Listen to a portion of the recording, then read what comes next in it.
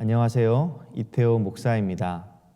오늘 저녁은 온 가족이 함께 드리는 대림절 가정 예배입니다. 먼저 하나님의 말씀을 제가 봉독해 드리겠습니다. 하나님의 말씀은 신약성경 마태복음 2장 1절부터 11절까지의 말씀입니다.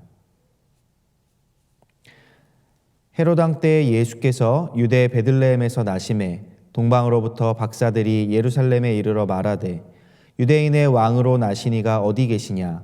우리가 동방에서 그의 별을 보고 그에게 경배하러 왔노라 하니 헤롯 왕과 온 예루살렘이 듣고 소동한지라.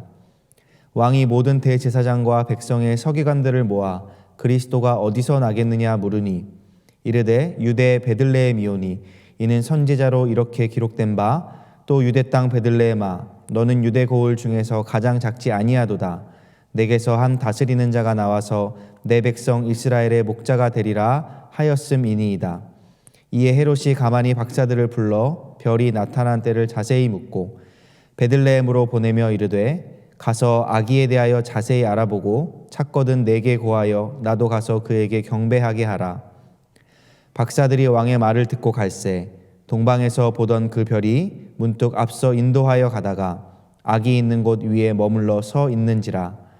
그들이 별을 보고 매우 크게 기뻐하고 기뻐하더라. 집에 들어가 아기와 그의 어머니 마리아가 함께 있는 것을 보고 엎드려 아기께 경배하고 보배압을 열어 황금과 유향과 모략을 예물로 드리니라. 아멘.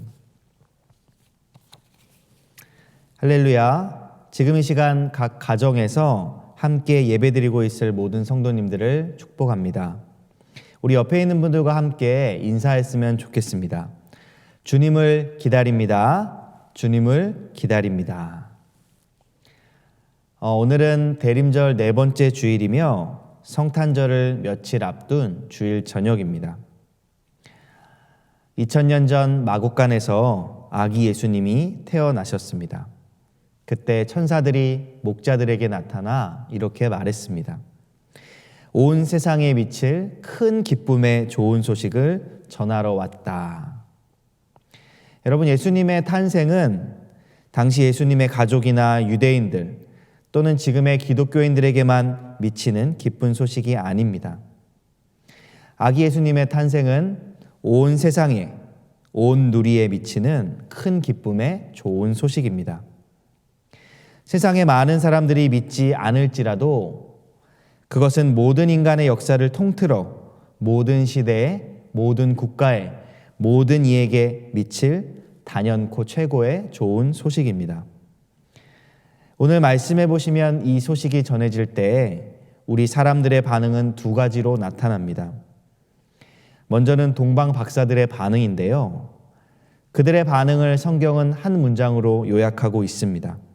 10절에 보시면 그들이 별을 보고 매우 크게 기뻐하고 기뻐하더라. 동방 박사들의 반응이 무엇이었습니까? 큰 기쁨의 소식을 누구보다 먼저 접하고 찾아온 이들의 반응은 기쁨이었습니다. 그것도 두 번이나 강조한 말할 수 없이 큰 기쁨이었습니다. 동방의 박사들이 누구인지 정확히 알 수는 없습니다. 당시 이스라엘 동방에 위치한 바벨론이나 또는 그보다 먼 지역에서 별을 보고 찾아온 자들로 추측합니다. 그들은 유대인은 아니었습니다. 그런데도 유대인의 왕으로 나시니가 어디에 계시냐라고 물었습니다. 그리고 그를 보고 기뻐하며 세 가지 보물을 드리고 경배했습니다. 여러분, 저와 여러분들이 바로 이 동방 박사와 같습니다. 우리는 유대인도 아니고 이방에 속한 사람들이었습니다. 그런데 그 빛이 그때 그들을 비추었고 2000년이 지나 지금 우리에게도 비추이고 있습니다. 동방 박사들의 기쁨은 순수한 어린 아이들의 기쁨이었습니다. 그들은 별을 보고 아이처럼 기뻐했습니다. 그것은 마치 다윗이 법궤 앞에서 춤을 출 때, 그리고 마리아가 찬양을 하나님께 올려드렸을 때, 그리고 예수님을 처음 만난 성도들이 누리는 뜨거운 기쁨과 같은 그러한 기쁨이었습니다. 아기 예수님이 이 땅에 오심을 들려올 때 동방 박사들처럼 기뻐하고 또 기뻐하는 저와 여러분들이 되시기를 주님의 이름으로 축복합니다. 또 다른 한 부류가 있는데요. 한 사람의 모습을 통해 보여지고 있습니다. 그는 바로 다름이 아닌 헤롯 대왕입니다. 헤롯은 32년이나 로마의 지원을 받아 유대인의 왕으로 유대 지역과 또 갈릴리 지역까지 다스리던 왕이었습니다. 성경에 헤롯이라고 하는 이름으로 불리는 많은 사람들이 나오고 그 가문에서도 단연코 가장 주목받는 업적을 남긴 사람이 바로 이 헤롯 대왕입니다. 그도 역시 예수님이 나신 소식을 듣게 되었습니다. 그런데 동방 박사들이 헤롯에게 하는 질문이 참 의미심장합니다.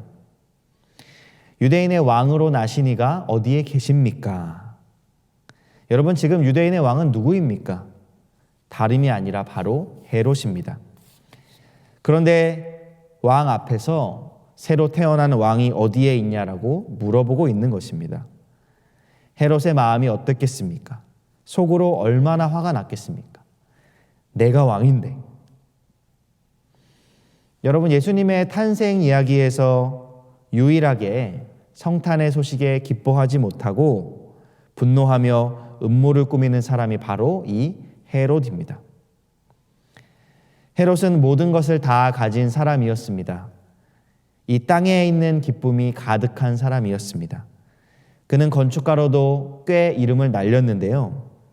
유대인들에게 환심을 사기 위해서 포로 훅이 지었던 허름한 성전을 개축하고 보수하여 어마어마하게 화려한 성전을 지었습니다. 솔로몬 때에 지었던 성전보다도 더 규모가 크고 화려했다고 합니다. 또한 지중해 해안에 가이사랴라고 하는 로마 황제의 이름을 딴 해안 도시를 만들어서 로마에게 바쳤습니다. 거기에는 큰 원형 경기장이 있고 지금도 그 유적이 남아 있습니다. 헤롯은 사람들의 환심을 사서 만족을 얻으려고 했지만 그러나 도리어 유대인들은 그를 싫어했습니다. 왕이자 건축가이자 부러울 것이 없었던 사람이었지만 정작 그의 마음에는 기쁨이 없었습니다. 누가복음에 보시면 목자들은 기쁨으로 노래하며 하나님을 찬양하며 돌아갔다라고 기록했는데 오늘 말씀에 나오는 헤롯 혼자만 그 기쁨에 참여하지 못하고 있습니다. 자신의 것을 지키기에만 급급해서 영원한 왕이신 예수 그리스도를 받아들이지 못했습니다. 인류사에 남을 가장 기쁜 날 그 기쁨에 동참하지 못했습니다. 도리어 이 땅의 기쁨을 찾는 데에만 급급해서 베들레헴의 유아들에게 끔찍한 만행을 저지른 악한 왕으로 영원히 기억되고 있습니다. 2020년 대림절은 정말 잊지 못할 것 같습니다. 사실 매년 대림절 때마다 아기 예수님의 오심을 항상 기다리기는 했는데요. 뭔가 이번 대림절처럼 간절하지는 않았던 것 같습니다. 올해처럼 정말 하루하루가 한 주 한 주가 기다림과 긴장 속에서 살아본 적이 없습니다. 왜냐하면 우리는 코로나라고 하는 적과 보이지 않는 적과 싸우고 있기 때문입니다. 코로나는 2020년 우리에게서 많은 것을 빼앗아 갔습니다. 어떤 분에게는 건강과 물질을, 어떤 분에게는 소중한 만남들을, 또 학생들에게는 많은 기회의 자리를, 또 교회에서는 공동체의 예배를 빼앗겨 버린 것 같습니다. 우리는 지금 어느 때보다 더 간절히 기다리고 있습니다. 무엇을 기다리고 있습니까? 바로 회복이 일어나기를 기다리고 있습니다. 우리의 예배가 다시 회복되기를, 우리의 건강이 다시 회복되기를, 나의 삶의 자리가 다시 회복되기를 간절히 기다리고 있습니다. 그뿐 아니라 마스크를 벗어던지고 교우들과 더불어 정겹게 수다를 떨 날도 기다려봅니다. 자영업 종사자들과 서민들과 사회적 약자들의 고통이 끝나기를 기다리고 있습니다. 평범한 일상이 다시 회복되기를 우리는 기다리고 있습니다. 그래서 이번 대림절은 어느 때보다도 더 의미 있게 다가옵니다. 대림절이야말로 바로 이 땅의 진정한 회복을 기다리는 시간이기 때문입니다. 기다림의 간절함은 현실의 고난과 고통에 비례합니다. 이스라엘은 나라를 잃고 식민지로 전락한 고통 가운데서 메시아가 나타나기를, 구원이 임하기를 간절히 기다렸습니다. 또한 많은 고난과 순교의 시기에 수많은 그리스도인들은 주님께서 다시 오시기를 간절히 기다렸습니다. 우리 또한 일제 치하에 있을 때 대한독립 만세를 외칠 그날이 오기를 얼마나 간절히 기다렸습니까? 캄캄한 밤일수록 별은 더 밝게 빛납니다. 어렵고 힘든 순간일수록 우리 주님의 소망의 빛은 더욱 밝게 빛납니다. 모든 사람들이 절망적인 순간이 되면 신을 찾는다고 합니다. 믿지 않는 사람도 하나님을 찾고 부처님을 찾고 알라를 찾는다고 합니다. 왜 그렇습니까? 내 힘으로 안 되는 것을 경험했기 때문입니다. 지금 내 앞에 당면한 문제를 내 힘으로 풀 수 없음을 온몸으로 느끼고 깨달았기 때문입니다. 자녀들이 무엇인가를 스스로 해보려고 할 때가 있습니다. 어른들에게는 아주 쉬운 일인데 아이에게는 도저히 할 수 없는 그러한 일들이 있습니다. 그런데 그럴 때 어른이 그 일을 대신 해버리면 아이는 화를 내고 속상해서 소리를 지릅니다. 자기가 하겠다고 외치는 것입니다. 그래서 그럴 때는 그저 아이가 도와달라고 할 때까지 가만히 앉아 지켜보는 수밖에 없습니다. 아이가 스스로 할 수 없다는 것을 깨닫고 인정하기까지의 시간이 필요합니다. 우리의 삶도 마찬가지입니다.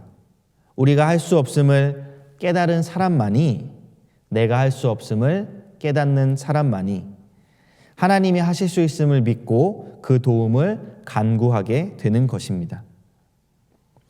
2020년 한 해는 그러한 의미에서 1년 전체가 대림의 시간, 기다림의 시간과도 같습니다.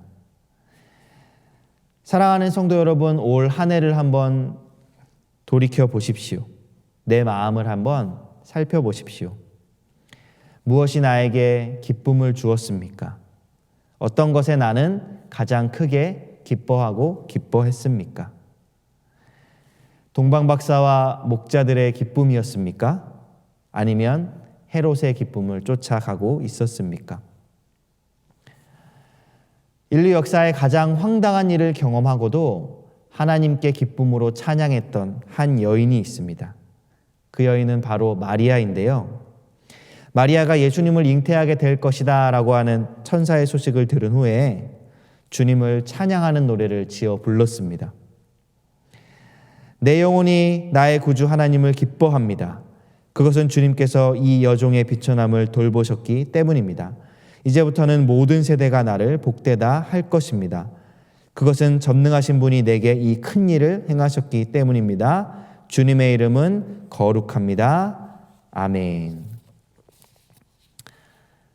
사랑하는 성도 여러분, 우리의 진짜 기쁨은 무엇입니까?